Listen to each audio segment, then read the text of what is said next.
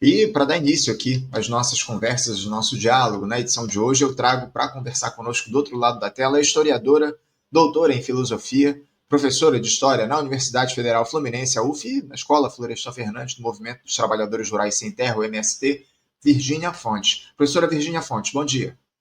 Bom dia, Anderson. Bom dia a toda a equipe do Faixa Livre. Bom dia àqueles que estão nos assistindo agora e ao longo do dia.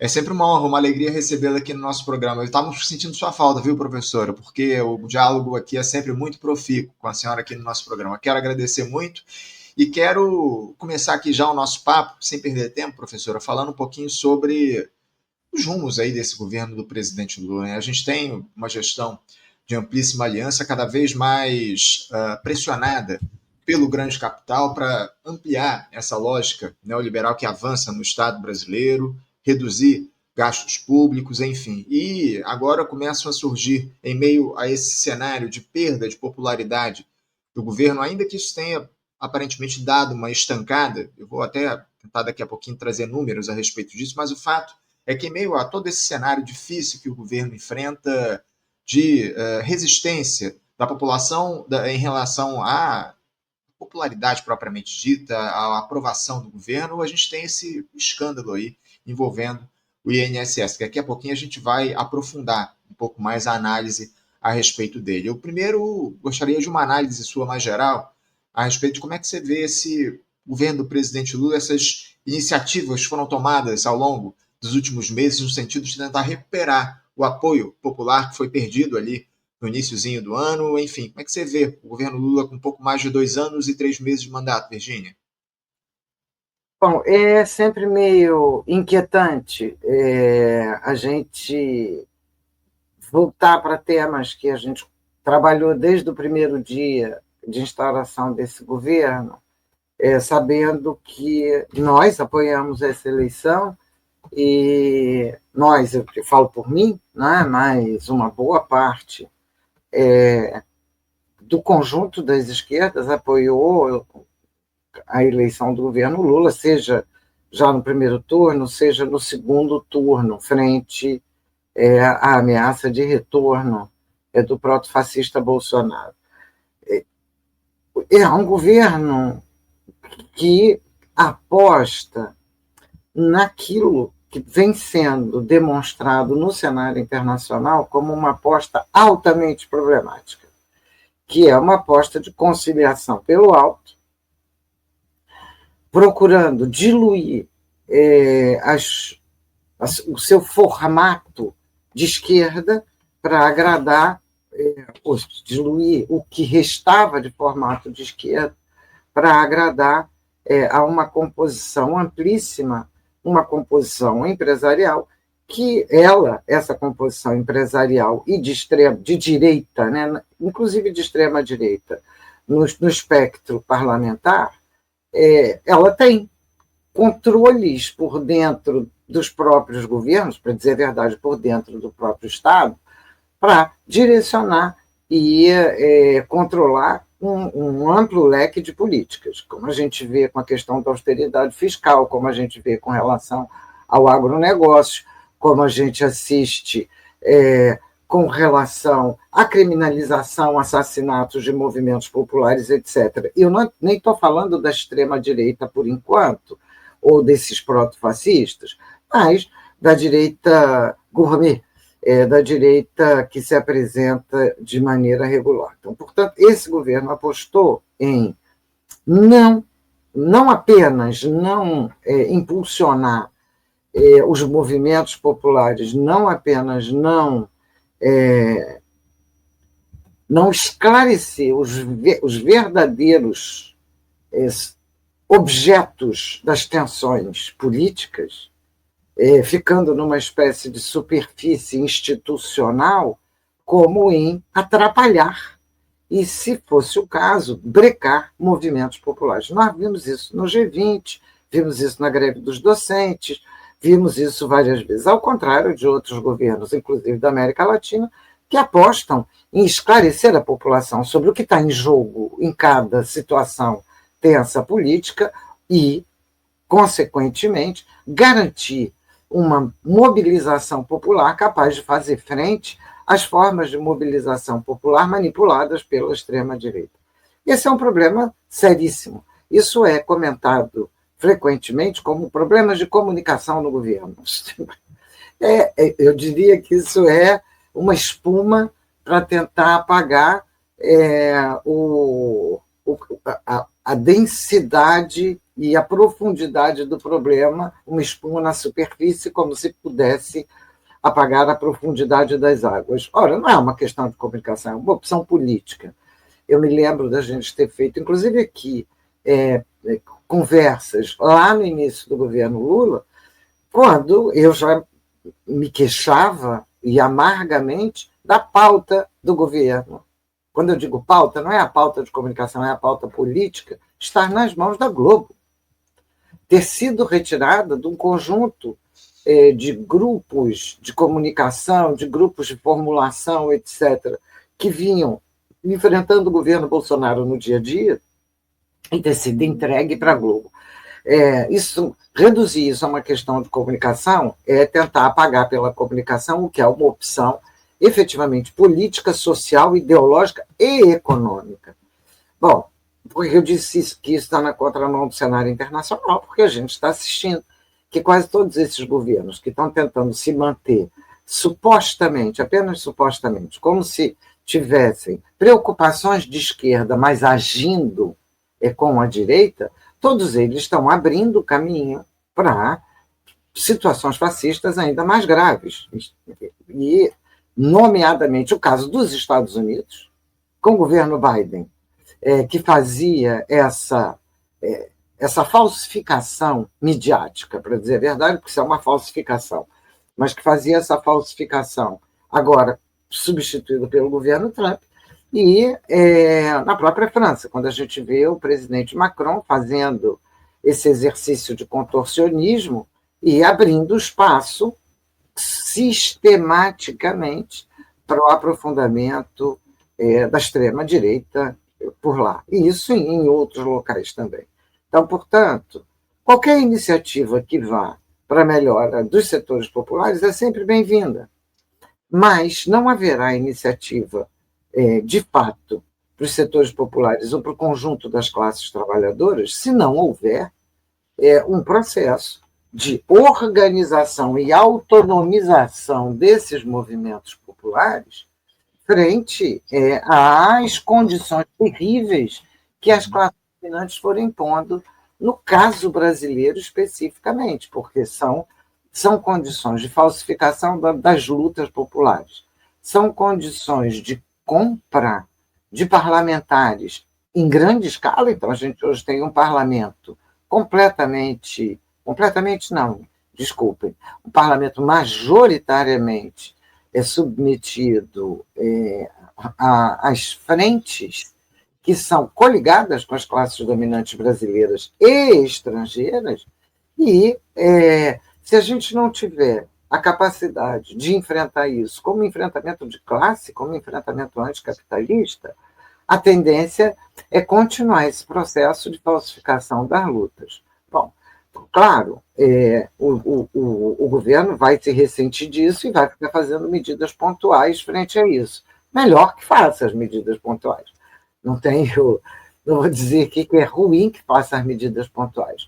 Porém, é absolutamente insuficiente e é deseducativo no conjunto mais amplo do processo de enfrentamentos que a gente tem pela frente. E o processo de enfrentamento que a gente tem pela frente é um colapso ambiental, e com a primeira economia mundial liderada por um proto-fascista como o Trump, racista, misógino, homofóbico e todos os outros elementos que a gente já está assistindo, capazes de constituir, ou que tenta pelo menos constituir, frentes internacionais de extrema brutalidade antipopular. Eu acho que esse é o grande detalhe, viu, Virginia? A insuficiência absoluta das medidas pontuais que o governo tem tomado. Não que elas sejam desnecessárias, são medidas muito importantes, mas são insuficientes no quadro difícil que a gente enfrenta nesse momento de crise, de colapso ambiental, enfim. Virginia, você citou, inclusive, ao longo da sua resposta, a Rede Globo, que acaba de completar 60 anos. Daqui a pouquinho a gente vai falar um pouco mais sobre o papel dessa emissora para a política, para a sociedade, enfim. Mas eu queria entrar já no tema, num dos temas do momento aqui no nosso país, que é justamente esse escândalo lá no INSS, essa fraude que a gente percebeu, que a gente teve, foi noticiada na última semana no INSS, que prejudicou milhares de aposentados aqui no nosso país, desviou perto de 6,3 bilhões de reais, enfim, implicou figuras ali do PDT, enfim. Eu não quero me alongar muito, não. Queria logo uma opinião sua a respeito desse escândalo, desse episódio de fraude que foi descoberto pela Polícia Federal, que não foi iniciado no governo Lula, só para deixar claro aqui, a gente teve o início lá no governo Bolsonaro, mas houve uma ampliação enorme dos desvios desse recurso ao longo do governo Lula. Eu queria que você falasse um pouco sobre esse escândalo e os impactos que isso pode produzir ainda para esse governo. Bom, esse escândalo, eu quero começar com uma pequena relato pessoal, porque é coisa de mais ou menos 2 anos, alguns movimentos populares entraram em contato comigo sobre a brutalidade e a truculência que vinham sendo exercidas no terreno popular sobre essa Conafer, essa que se chama, eu vou dar a sigla para as pessoas entenderem, porque o escândalo está sendo colocado todo no INSS. Uhum. E está se deixando à sombra o que é essa Conafer, que é a Confederação Nacional dos Agricultores Familiares e Empreendedores Familiares do Brasil, lideradas por um empresário que se chama Carlos Roberto Ferreira Lopes, que é dono de uma empresa de melhoramento genético de gado, tem na família empresa de mineração, e essa empresa tem, inclusive, uma holding nos Estados Unidos. Mas não é só ele que está envolvido, embora as outras coisas não apareçam. Quando eu soube disso, e as questões eram da extrema violência com que esse grupo estava atacando as lideranças de movimentos populares indígenas, quilombolas, sem terras, de mulheres, de ribeirinhos, a extrema violência como vinha atacando os legítimos movimentos populares, a gente fez uma primeira sondagem, não chegamos a fazer uma pesquisa, porque essa é uma pesquisa grande, que demandaria mais tempo, uma sondagem sobre o que significava essa Conafer, e é bastante impressionante como se constituiu. Ela é criada em 2011, mas é com o Temer que ela vai ascender, e o governo Bolsonaro vai permitir que ela se amplie. E o governo Lula deixou ela funcionando durante 2 anos. Eu suponho, inclusive, que uma parcela dessas denúncias que chegaram agora a se expressarem tanto na investigação da polícia quanto nas diversas matérias jornalísticas tenha vindo, inclusive, de movimentos populares. E, novamente, a gente tem vontade de chorar quando vê o escasso acesso dos movimentos populares, ou o escasso acesso das seguidas denúncias dos movimentos populares com relação, porque é uma denúncia de luta de classes. Uhum. É exatamente isso que vai sendo feito. No funcionamento regular do Estado brasileiro, em geral, que tem uma espécie de seletividade muito especial, que abriga com carinho, alimenta e nutre entidades empresariais desse tipo da Conafer, mas reprime, criminaliza, não escuta, e não tem interesse pelos efetivos movimentos populares. Essa Conafer é uma falsificação de uma associação de trabalhadores indígenas, quilombolas e pequenos proprietários. O próprio nome já é uma falsificação, porque ela se apresenta como uma confederação, quando é uma entidade sem fins lucrativos, mas, como a gente sabe, as entidades sem fins lucrativos podem ter fins engordativos, não é? Portanto, elas podem fazer contratos com os governos, como fizeram aqui. É uma sequência. Eu recomendo a vocês entrarem no site da Conafer, ainda está no ar, para ver como a maquiagem é capaz de transformar uma falsificação numa espécie de grande cenário de melhoria para o setor popular brasileiro, inclusive se apresentando como se fosse contra o agronegócio, a favor da população indígena, etc.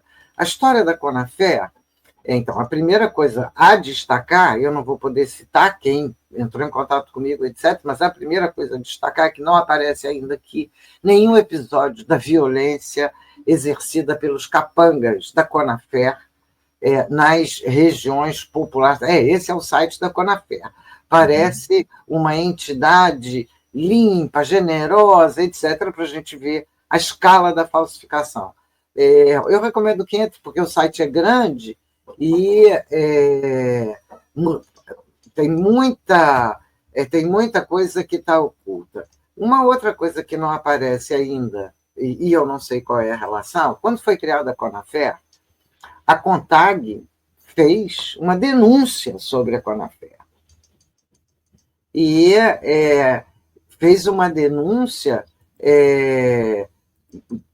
dizendo que era uma criação para dividir o sindicalismo rural, e nessa denúncia que a CONTAG fez, a Conafé estava associada à força sindical. Eu andei investigando muito rapidamente, de ontem para hoje, para procurar localizar os momentos. Pode tirar, é só para uma indicação, para mostrar como a falsificação vai em grande escala. Eu andei procurando para ver em que momento teria ocorrido um afastamento público entre Conafé e força sindical. Não aparece, nem aparece uma continuidade da aproximação, nem uma separação. Mas quando eu recebi as denúncias vinham falando sobre força sindical. Então, eu acho que essa é uma investigação que tem de ser feita, entender exatamente em que medida, porque no surgimento a gente tem, inclusive, o AgroLink, que é, imagina, um link de matérias do agro, mencionando o lançamento da Conafé, junto com a Secretaria Nacional de Agricultura Familiar da Força Sindical. A Conafé não era uma entidade sindical, apesar do nome. Outros elementos que apareceram dessa Conafé que precisa aparecer, bom, primeiro são as conexões com os diversos partidos políticos e com políticos específicos. Vou pegar um exemplo aqui, em 2022, esse Carlos Roberto Ferreira Lopes, que é o presidente da Conafé, recebeu uma medalha, a mais alta comenda da Assembleia Legislativa da Paraíba, proposta por um deputado, Jutaí Menezes, do Republicanos. Então, há muito mais gente envolvida nisso aqui. Isso aqui é um exemplo. Eu não tive nem tempo de fazer. Eu fiz um primeiro levantamento há 2 anos atrás para ter uma ideia do que era a Conafé. Mas se a gente olhar a lista das entidades que tiveram os contratos suspensos com o INSS, a gente começa a ver uma sequência de associações ou entidades sem fins lucrativos, principalmente associações, que nada tem de associações reais. São, de fato, entidades sem fins lucrativos, sim, mas com fins engordativos, montadas como empresas para capturar, para vender aposentadoria. Em boa medida, o que se tratava era de vender aposentadorias. Eles tinham acesso ao Ministério do Trabalho e do Ministério do Trabalho acesso ao INSS para vender através dessa associação pela qual eles vão retirar dinheiro dos associados através do INSS, como, aliás, fazem os empréstimos consignados, não é? É o mesmo esquema, é um esquema absurdo. E essas associações são, de fato, empresas de venda de aposentadorias exatamente para os setores mais pauperizados da população brasileira.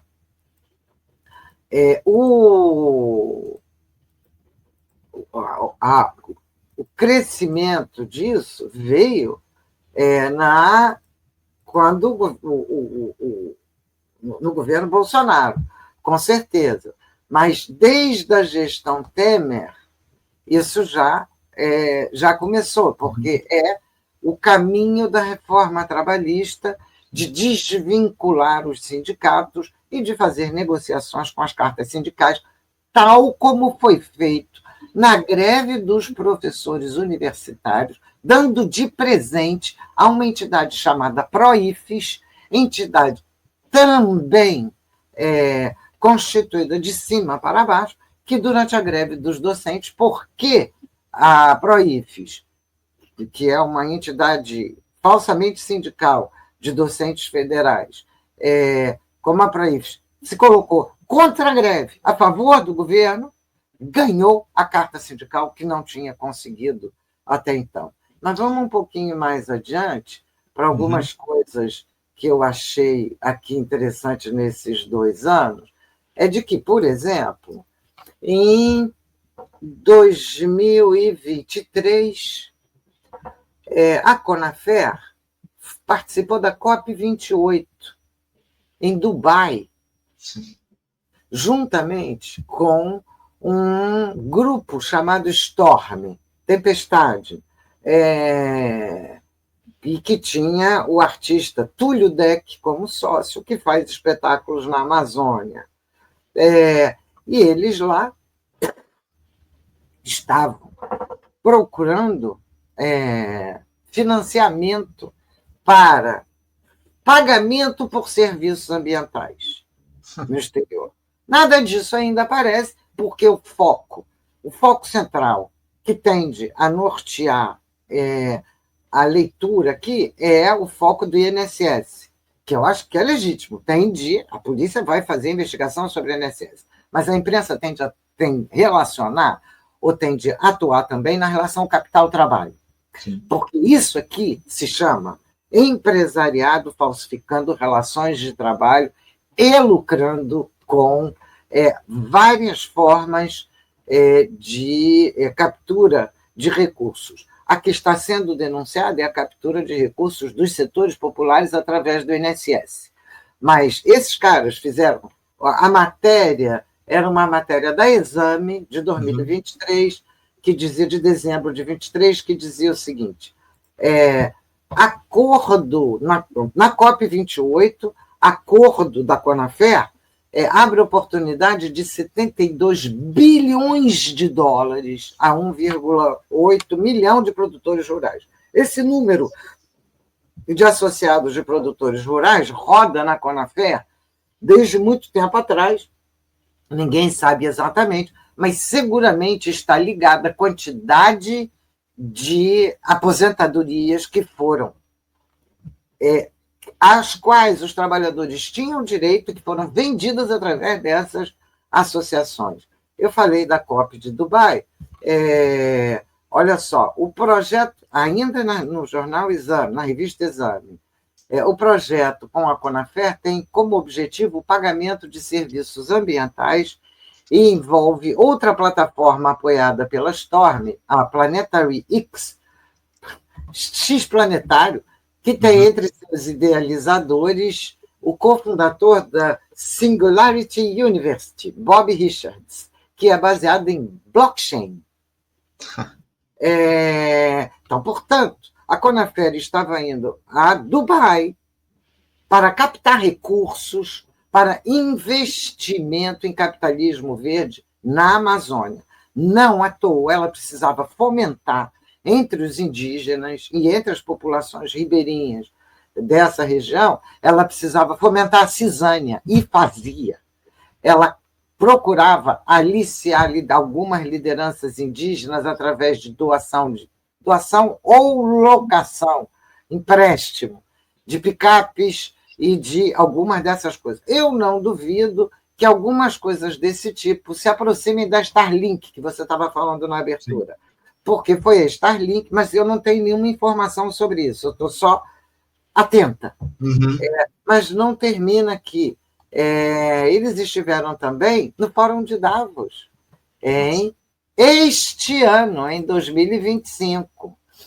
Eu vou ler só um pedacinho, vou abrir aspas e ler um pedacinho da matéria da própria Conafer. Nossa. Durante o encontro, lá do Fórum de Davos, a Conafer abriu caminhos para o estabelecimento de parcerias estratégicas e colaborações futuras que prometem impactar positivamente as comunidades rurais brasileiras. Essa perspectiva contribuirá para o desenvolvimento de programas que beneficiem diretamente agricultores familiares, cooperativas e empreendedores rurais no Brasil. Você vê, a falsificação é um texto cheio de maquiagem. Entre as principais conquistas da participação da Conafer em Davos está a construção de uma rede de contatos com organizações internacionais, fundos de investimento, grafado, fundos de investimento e instituições de pesquisa. Estas conexões permitem abrir portas para o acesso a novos mercados, financiamento de projetos e troca de conhecimento técnico. Essa investigação, eu espero que a imprensa, dessa vez, vá um pouco mais adiante e consiga fazer o seu papel, não apenas de rastrear o que a Polícia Federal está fazendo, porque a Polícia Federal está fazendo um bom trabalho, mas é insuficiente para dar conta do que significa isso. E do que significa uma enorme quantidade de entidades que aprenderam, essa daí é dirigida por empresário, mas tem outras dirigidas por empresários e que têm essa fala bonitinha e que estão simplesmente fatiando e vendendo, extorquindo o sobretrabalho da população brasileira, porque é isso que a Conafer está fazendo. Eu não tenho ainda nenhuma informação concreta, assim, a não ser informação vinda de comentários sobre as estratégias de truculência exercidas pela Conafer e suas asseclas no panorama dos movimentos populares brasileiros, especialmente movimentos do campo. Então, portanto, também não tenho ainda nenhuma informação garantida da conexão entre Conafer e agronegócio, mas já está evidente aqui que ela parte do silêncio e do apoio de entidades que vão dar na tal invasão zero, que é a brutalidade total, patronal direta, em mescla com polícias locais. A gente está cansado de saber o que é a milícia, tanto nas cidades quanto no campo. Diga, Anderson. O Virginia, está mais do que claro que o que há aí é um processo de extorsão em relação ao que a gente tem aos aposentados, enfim. Eu confesso que eu não sabia de boa parte dessas informações que você trouxe aqui para a gente, de informações importantíssimas e que mostram como esse processo tem avançado, você muito bem colocou, né? Desde a gestão Temer, né? Desde aquele processo ali. No caso da Conafer. Sim. Muito bem lembrado, muito bem colocado. É muito importante a gente trazer essas informações e a gente certamente vai ficar de olho, vamos continuar apurando, vamos trazer informações mais aprofundadas a respeito desse escândalo, porque há muitas teias aí que devem se desenvolver em torno desse escândalo. A Polícia Federal está trazendo informações, a imprensa está apurando, por outro lado também, diante dessas empresas, enfim, essas associações que se colocam no sentido de extorquir os trabalhadores. A grande verdade é esse, um processo que foi aprofundado. Não só extorquir, silenciar e violentar as organizações autônomas dos trabalhadores. Eu quero insistir bem sobre isso, Anderson, porque a tendência nossa, da grande mídia, nós estamos pautados, a nossa cabeça está pautada pela Globo, você vai falar dela daqui a pouco, mas a nossa cabeça está formatada por isso. E ela vai centrar unicamente no INSS. Ótimo, é importante denunciar o INSS, mas tem de mostrar que isso aqui trata da relação capital-trabalho e da tentativa de quebrar os movimentos populares do campo e das águas. Campo, floresta e águas. É isso.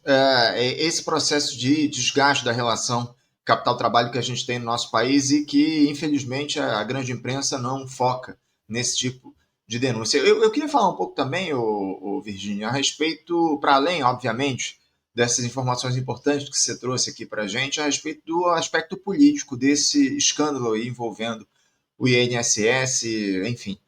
Há uma enorme pressão aí pela demissão do ministro da Previdência, o Carlos Lupe, por conta desse escândalo, dessa fraude que a gente citou ainda há pouco. O problema é que essa decisão poderia produzir impactos políticos para o governo, né, Virginia? Já que o PDT, o próprio partido, sinaliza que pode deixar o governo com a demissão do presidente da legenda do ministério. E outra, né, o Lula acabaria de alguma forma viabilizando o seu principal rival na disputa pela reeleição no campo progressista, né, que é justamente o Ciro Gomes. Como é que o presidente deveria se posicionar em uma situação como essa, Virginia? Essa pressão pela demissão do Carlos Lupe é legítima? Como é que você vê isso? E as consequências políticas de uma eventual demissão do ministro da Previdência? Anderson, eu vou te dizer muito francamente, eu estou menos preocupada com a demissão de A, B ou C do que com o esclarecimento, a explicação do que significa isso, do que significa uma Conafer, do que significa as malhas de conexão entre essas entidades empresariais voltadas para desarmar a luta do campo e parcelas do Estado brasileiro. Porque se esse governo tomasse a si a necessidade de esclarecer o que é isso e avançasse, a figura do Lupe é secundária. Uhum. A conexão para a eleição é secundária. Eu não sei se o Lupe tem ou não envolvimento com isso, não sei. Sinceramente, estou assim, falando com muita clareza, eu não tenho nenhuma noção sobre isso. Acho que foi, evidentemente, a gente sabe que tem problemas, a gente conhece Carlos Lupe, já sabe das suas vacilações, pelo menos, no âmbito do trabalho, que são vacilações históricas. Mas a grande questão, olha bem, o conjunto da mídia vai centrar unicamente no INSS, na figura do ministro. É fundamental que a gente volte a pesquisar a relação, a forma pela qual grandes capitalistas se conectam, não só para roubar o povo brasileiro na educação e na saúde, porque é onde isso está acontecendo, em escala gigantesca. Nós temos agora uma entidade criada pelo Armínio Fraga, que se chama Instituto de Estudos de Política Social, que já tem uns 2 ou 3 anos, para decretar qual deve ser a política de saúde para os pobres. A proposta dele é um SUS para pobre, e seguro-saúde privado para classe média e para rico, e acabar com o SUS, da mesma maneira como Todos pela Educação, ou o Movimento pela Base, liderados atualmente pelo Jorge Paulo Lemann, que vem a ser o homem das Americanas, da grande fraude das Americanas, o homem das reestruturações empresariais que demitiu milhões de pessoas no Brasil e no mundo. O homem não, é um trio, né? Que é o trio Lemann, Sicupira e Marcel Telles. Quer dizer, em que essa situação de tentativa empresarial de devastar as conquistas populares legais, isso é luta de classes. Uhum. Isso significa que os setores populares estão tentando enfrentar isso, e eles estão vindo de bulldozer para cima do conjunto da população. A Conafer é a ponta de um iceberg de um determinado espaço, que são as lutas no campo, floresta e água, que nós sabemos que são lutas super relevantes, porque envolvem hoje em dia a preservação da Amazônia, envolvem a garantia da sobrevivência dos nossos grupos de povos originários, que são fundamentais para a gente sair do colapso ambiental, assim como daqueles trabalhadores, né, de águas, florestas e do próprio campo. Isso aí é uma ponta de um iceberg que envolveu vender a aposentadoria, literalmente, vender a aposentadoria. Mas e o que está acontecendo na saúde? E o que está acontecendo na educação? O processo não é idêntico, mas é similar.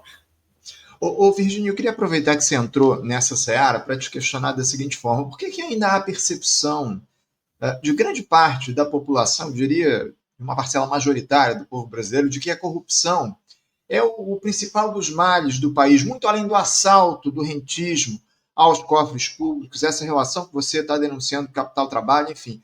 Isso se dá apenas pela construção que é feita pela grande imprensa? Como é que você avalia essa percepção popular a respeito da corrupção? Bom, bom, isso é bem complicado. Esse é um tema para debater um longo tempo. A dinâmica social do capitalista é uma dinâmica corrupta. Não há capitalismo sem corrupção.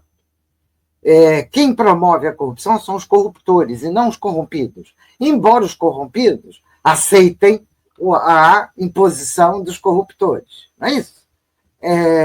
A dinâmica do capital é denunciar quem eles corrompem como o problema, e não denunciar a dinâmica corruptora da própria dinâmica de funcionamento, da própria lógica de funcionamento da sociedade capitalista.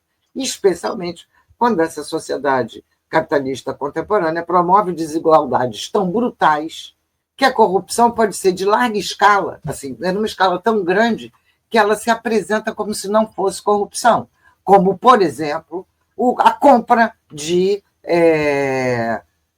parlamentares através do dinheiro empresarial.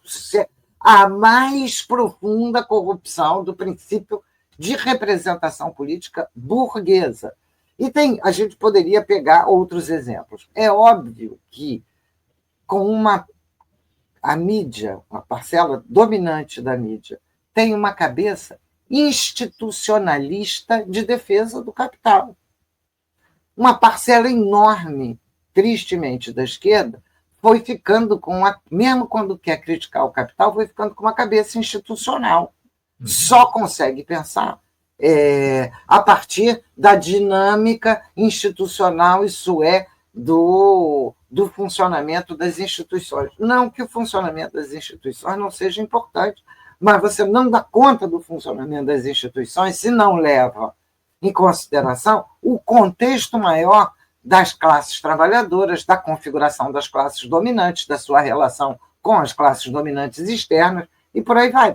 Nem mesmo a institucionalidade é compreensível se não levar isso em conta. Só que isso não é levado em conta. O resultado, a população sofre na pele a corrupção. Sofre na pele no cotidiano. Ela tem razão de denunciar a corrupção.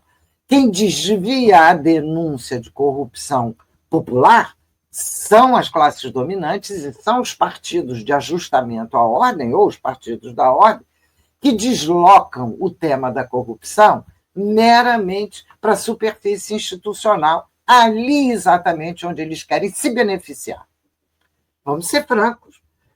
A ideia o INSS teve corrupção no INSS, ótimo, vamos acabar com as aposentadorias. Teve corrupção no Ministério do Trabalho? Ótimo, vamos acabar com o Ministério do Trabalho, é óbvio. O caminho burguês é esse. Eles estão lá vendo se tem corrupção no Ministério da Agricultura, estão lá vendo se tem corrupção lá no Banco Central ou no Tesouro Nacional? Não. Aí é silêncio.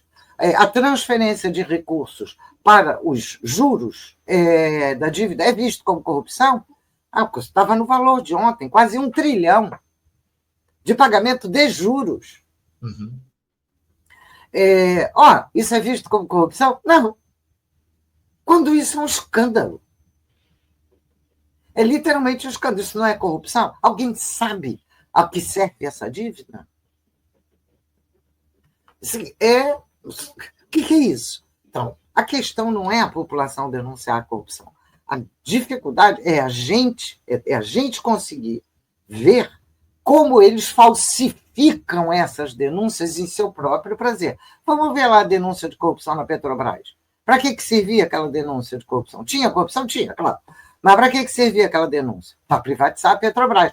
Uhum. Com o aumento da privatização da Petrobras, nos últimos anos, a Petrobras distribuiu, acho que, eu não sei o número, você deve saber melhor do que eu, não sei quantos bilhões de reais aos acionistas. Foi, assim, uma chuva de petróleo, de dinheiro para acionistas. E vai fomentar a captura de prefeituras através dos royalties da Petrobras. Tudo isso é uma vergonha. É claro que é corrupção. Só que é óbvio que a corrupção, é um capitalista que contrata um trabalhador, fica com uma parcela do seu sobretrabalho e finge que pagou o valor da força de trabalho. Está no fundamento da relação capitalista. E hoje nem mesmo paga o salário, em escala gigantesca, como nos trabalhadores de aplicativos, de plataformas, etc. Então, a gente está numa situação em que a primeira coisa que é vista é a corrupção. Mas, de novo, né? Assim, o que é a corrupção? Acho que eu me alonguei, né, Anderson? Não, foi fundamental a sua fala aqui a respeito desse tema, porque isso traz luz aqui a um tema que as pessoas deixam um pouco de lado, que é, acima de tudo, a influência desse capital no nosso país. Você falou sobre a Petrobras, são centenas de bilhões de reais em dividendos distribuídos aos acionistas da empresa ao longo dos últimos anos, diante daquele processo, aquela desconstrução que foi feita da empresa. Esse ano, que foi pouquinho, foi 9 bilhões, que foi pouquinho. Isso Sim. é uma vergonha. Sim, a gente faz essa denúncia aqui semanalmente, praticamente, porque a gente traz muita gente que dialoga com o tema do petróleo aqui no programa, essa expoliação da empresa que é feita ao longo dos últimos tempos, um negócio inacreditável. E um dos atores de todo esse processo que você deixou muito claro aqui para gente, nessa tua resposta, Virgínia, é justamente a Rede Globo. Rede Globo, que acaba de completar 60 anos, uma das protagonistas na construção dessa ideia do imaginário popular, enfim, 6 décadas de, que eu diria, de serviço para o país. E eu queria que você falasse um pouco sobre a responsabilidade que a empresa tem, que a emissora tem, a Rede Globo, nesse quadro que a gente se encontra hoje de consolidação do discurso neoliberal, de ataque ao Estado brasileiro, algo que, lamentavelmente, tem sido defendido por boa parte da esquerda ao longo dos últimos tempos. Como é que você vê o papel da Rede Globo nesse processo de desmonte do Estado brasileiro, Virgínia? É central. A Rede Globo funciona, pelo menos desde a Constituição. Eu não vou pegar a história toda da Globo, que é uma tragédia desde o começo, que era o jornal que pingava sangue, que depois vai ganhar de presente da ditadura a principal rede de televisão, quando todos sabiam que ela era ilegal o que estava sendo feito com capitais estrangeiros, etc., que vai virar uma das maiores empresas brasileiras. A família Globo está entre os 10 mais ricos, os 10 maiores bilionários do país.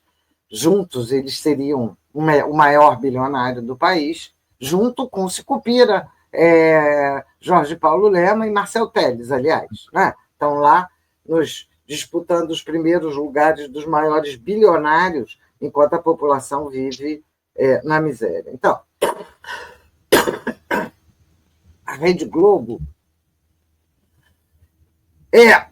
se a gente pensar com Gramsci, mas um Gramsci que pensa a relação de classes, a Rede Globo se ocupa o lugar do partido não oficial das burguesias brasileiras. Ela não precisa ocupar isso o tempo inteiro, mas ela hoje, dada a sua penetração, porque é uma boa, não só pelo jornal impresso, mas pelo streaming, pela mídia de internet e pelas conexões com as demais retransmissoras de televisão no país inteiro, a Rede Globo não é mais um monopólio, como já foi, mas ainda um quase monopólio.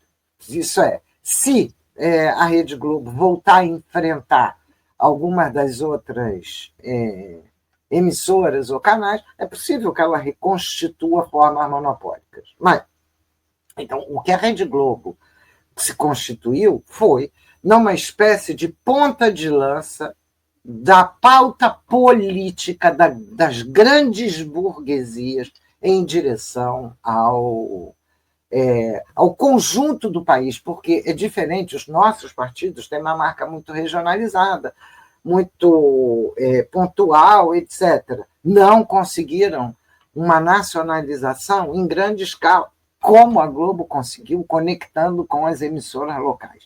Então, a Globo é o partido do grande capital no Brasil. E ela exerce essa função o tempo inteiro. exerceu essa função de maneira clara na prisão do Lula, exerceu essa função na eleição de Bolsonaro. Quando eu acompanhei, eu fui dia a dia acompanhando os editoriais do Globo, da Folha e do Estado de São Paulo em torno da eleição do segundo turno, e várias vezes tinha editorial do Globo dizendo o quê? Fernando Haddad e Jair Bolsonaro são a mesma coisa, são idênticos. Era uma falsificação de uma brutalidade enorme, mas era uma pauta do conjunto das classes dominantes para dizer tanto faz se vem um fascista ou se vem um liberal ilustrado e que estudou Marx, antigamente da USP, agora do INSPER, né? Mudou de lugar. Fernando Haddad. Era aterrorizador ver como tanto fazia para o conjunto da burguesia brasileira que viesse o fascismo. E não era por ignorância. E mais, o editorial do Globo muitas vezes é dobrado pela palavra do Merval Pereira, né? Que além do editorial, digamos assim, a persona a apresentar as posições da Globo. Então, a Globo, na Lava Jato, a Globo teve um papel central na Lava Jato, teve um papel central na eleição do Bolsonaro, vai ter um papel menos central, mas também não irrelevante, na derrota do Bolsonaro. Porque o enfrentamento do Bolsonaro à Globo era um enfrentamento superficial, todo mundo sabe. Não era um enfrentamento de fundo. E a Globo também não fez um enfrentamento de frente a Bolsonaro. Fez de fundo. Sim, tinha jornalistas que trabalham na Globo que votaram no Lula. Sim, jornalistas da Globo assumiram mais a defesa do voto no Lula do que o editorial da Globo. A Globo deixou aparecer as diferenças que eventualmente pode acontecer entre seus jornalistas, o que não costuma fazer. Quando a pauta é central, a Globo fecha a pauta, porque ela quem vai dar a direção é uma delas, não é a única, mas a Globo é uma espécie de quartel-general do conjunto das classes dominantes brasileiras. Não à toa, a Globo dirigiu Todos pela Educação, a Fundação Roberto Marinho, a Globo integra a ABAG, Associação Brasileira do Agronegócio. Não à toa, a Globo está em todas as organizações cruciais das burguesias brasileiras. Esse papel, lógico, se ela perder esse papel, outro grupo vai assumir, mas a Globo vem cumprindo esse papel de maneira impressionante. Eu ontem escutei um podcast sobre Harvard, que foi um podcast há 2 dias, de uma jornalista da Globo. O podcast era G1, e Natuzaneri, se eu não me engano. Isso. E era de chorar de tristeza, falando sobre, em princípio, mostrando, o podcast queria mostrar a truculência do governo Trump contra Harvard. Mas não falou nenhuma vez que a denúncia de antissemitismo era falsa, que há uma confusão provocada internacionalmente entre antisionista e antissemitismo, enquanto antisionismo é uma disputa de poder político, enquanto antissemitismo é racismo, que as esquerdas sempre lutaram contra o antissemitismo e que agora lutam contra o sionismo, porque o sionismo, sim, é racista, é fascista, está devastando Gaza, está deixando uma população de 2 milhões de pessoas sem comida, sem água, sem remédio, sem acesso à eletricidade e, além disso, ainda bombardeando essas pessoas, escolas, hospitais, já tudo destruído e matando crianças todos os dias e dizendo que isso é uma guerra. Isso não é uma guerra, isso é um genocídio.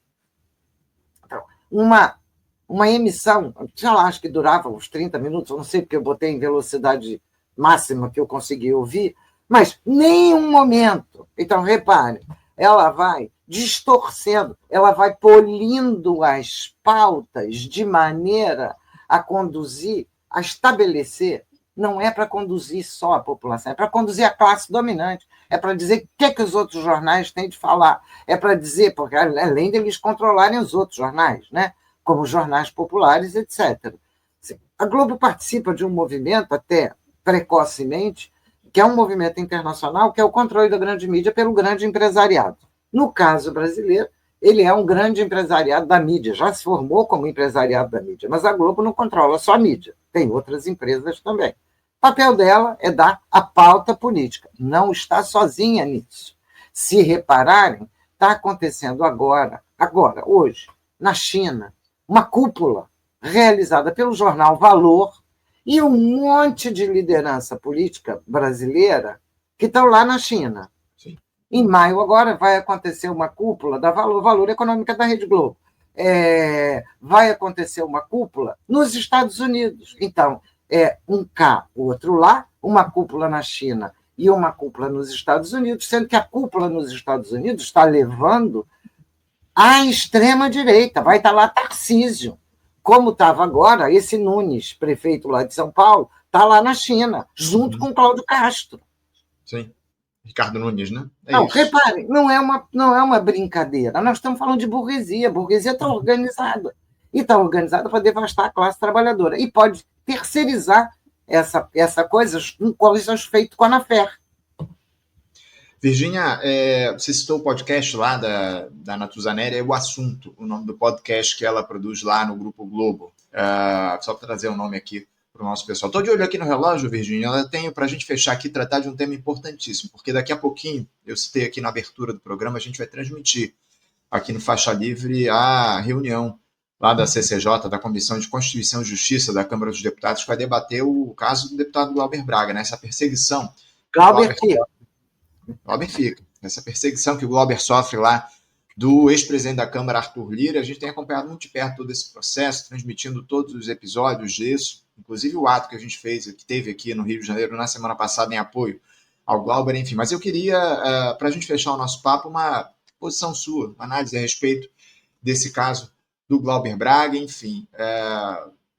É possível dizer, Virgínia, hoje que o Glauber é vítima dessa grande aliança que o presidente Lula construiu para governar o país, tendo Arthur Lira, possível algoz do deputado pessoal, como um dos homens fortes? Como é que você vê a situação do Glauber e esse envolvimento, entre aspas, do presidente Lula nesse processo?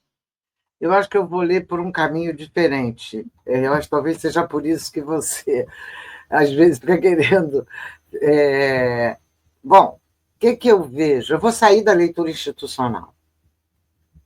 Glauber é um dos raros parlamentares, tem vários, tem outros. A própria Sâmia Bonfim, que é companheira dele, e tem outros, que tem um comportamento diário no parlamento de denunciar a dinâmica do controle de classes no país. E denunciar isso em todas as escalas, desde o próprio parlamento ao conjunto da vida social.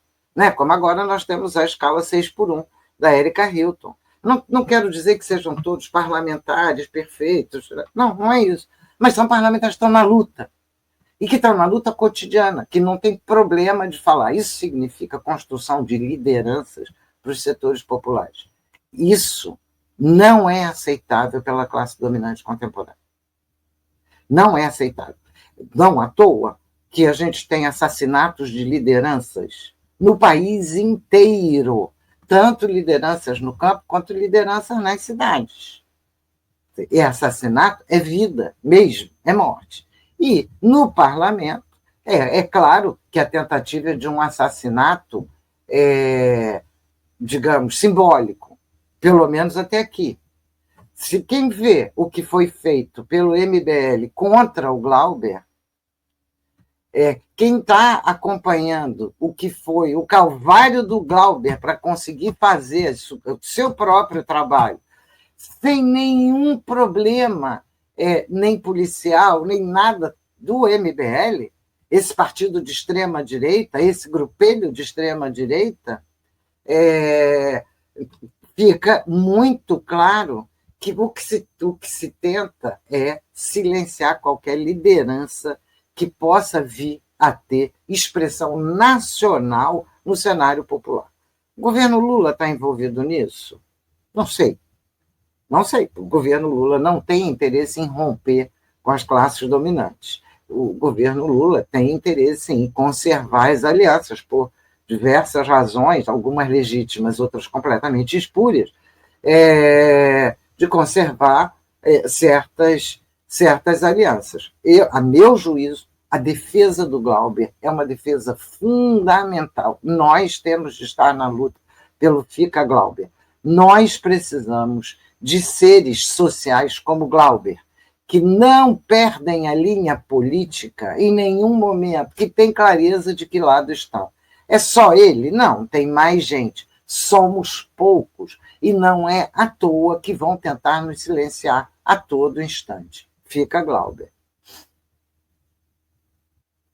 Está sem som, Anderson. É verdade, estava fechado o microfone. Peço desculpas aqui aos nossos espectadores. É a defesa que a gente faz aqui do deputado Glauber Braga no nosso programa. A gente tem feito essa denúncia aqui a respeito da perseguição que ele sofre. Hoje teremos mais um episódio desse processo. Muito provavelmente a CCJ deve decidir pelo envio desse processo lá ao plenário da Câmara dos Deputados, depois que o Conselho de Ética recomendou a cassação do mandato do Glauber. Esse processo só deve chegar ao plenário depois do recesso parlamentar. Aquele acordo foi construído com o presidente da casa, Hugo Mota, pelo fim da greve de fome do Glauber Braga. A gente vai continuar acompanhando. Daqui a pouquinho, às 10 da manhã, a gente vai ter a sessão lá na CCJ. Estaremos ao vivo aqui acompanhando no Faixa Livre esse processo, essa reunião daqui a pouquinho da CCJ. Por hora, Virgínia, eu quero agradecer demais a sua presença aqui no nosso programa. É sempre uma alegria, uma honra recebê-la aqui no Faixa Livre, que a gente tenha outras oportunidades de fazer esse papo com você aqui no programa. Sempre uma alegria. Obrigado e uma boa terça-feira para você. Obrigada, Anderson, eu que te agradeço. Aproveito para mandar um abraço e toda a minha solidariedade ao Glauber Braga e dizer que eu estava lá no ato e sigo na luta. Glauber fica, assim como na luta em defesa do povo palestino e em defesa de todos os povos contra o horror do capital e do fascismo. Boa semana para todos. Boa semana. O Sérgio Júnior lembra que a Virgínia estava lá no ato, exatamente. Ela estava lá no ato que a gente transmitiu ao vivo aqui no nosso programa. Grande abraço, Cristina. Até a próxima. Conversamos aqui com a professora Virgínia Fontes. Virgínia Fontes, ela, historiadora, doutora em filosofia, professora de história na Universidade Federal Fluminense, a UF, e também na Escola Florestan Fernandes, do Movimento dos Trabalhadores Rurais Sem Terra, o MST. Sempre um papo instigante com a Virgínia aqui, trazendo informações fundamentais, análises críticas muito necessárias para o nosso país. É muito importante a gente trazer o diálogo aqui com a Virgínia no nosso programa.